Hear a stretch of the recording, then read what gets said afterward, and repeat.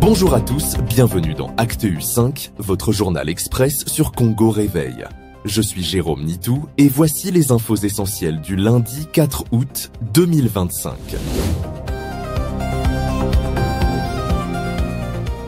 Commençons notre journal par la politique et diplomatie. Accord RDC-Rwanda. La première réunion du comité conjoint de suivi de l'accord de paix, signé le 27 juin 2025 à Washington, s'est tenue il y a quelques jours.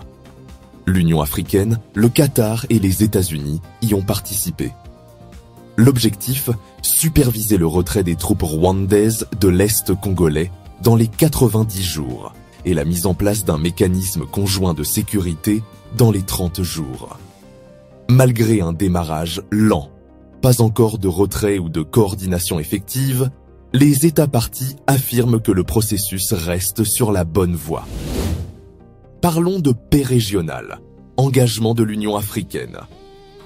Ce week-end, l'Union africaine a convoqué des États d'Afrique de l'Est et australe pour redynamiser la médiation dans l'Est de la RDC. Cette initiative vise à relancer les efforts diplomatiques en complément du cadre de Washington, dans un contexte où la mise en œuvre tarde à se concrétiser. Mémoire et société.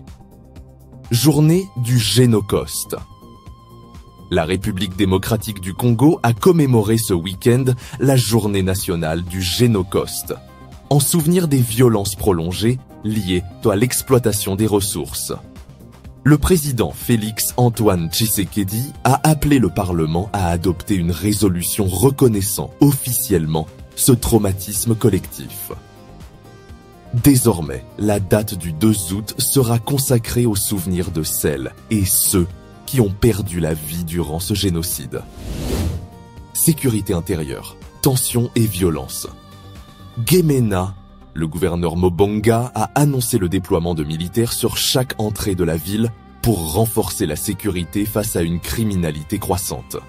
Rutshuru, dans le nord Kivu, le Conseil des jeunes accuse la FC M23 d'avoir tué près de 300 civils dans la localité de Binza. Éducation, examen d'État 2025. Le processus de correction des épreuves de l'examen d'État 2025 progresse à grande vitesse.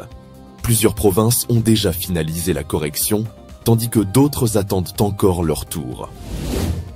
Culture et sport international. Accord FC Barcelone, RDC. Le FC Barcelone a signé avec la RDC un contrat de 4 ans estimé à près de 44 millions d'euros, incluant la création de Barça Academy et d'une maison de la RDC au futur Spotify Camp Nou.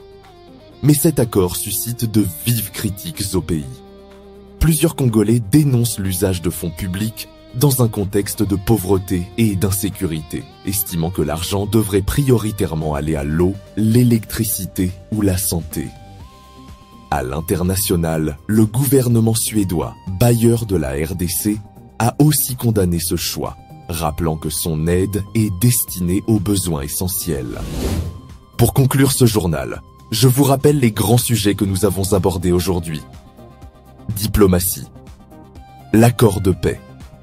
RDC-Rwanda avance, mais la mise en œuvre reste lente.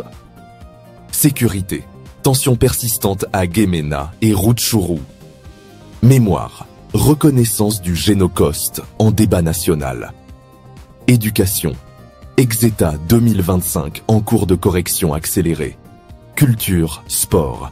Partenariat inédit entre la RDC et le FC Barcelone. Merci de votre écoute. J'espère que cette Actu 5 vous a donné un panorama clair et rapide de la situation de notre pays, la République démocratique du Congo. Rendez-vous demain pour une nouvelle édition avec votre présentateur, Jérôme Nitou, sur Congo Réveil. À demain.